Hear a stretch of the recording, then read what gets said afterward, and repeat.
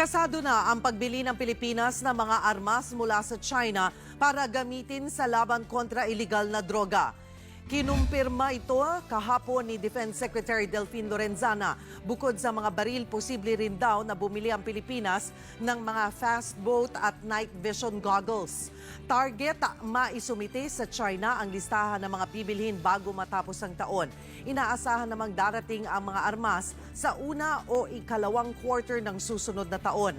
Nagkakahalaga ang mga ito ng 100 million yuan at katumbas ng halos 720 million pesos na handa raw ipautang ng China sa atin. Siguro kung matutuloy yung mga, kasi pupuntahin ko yung mga tao natin doon, mga technical working group to look at the equipment, siguro within the next quarter, first quarter siguro, second quarter of next year, makuha natin. They want to help us fight terrorism and drugs.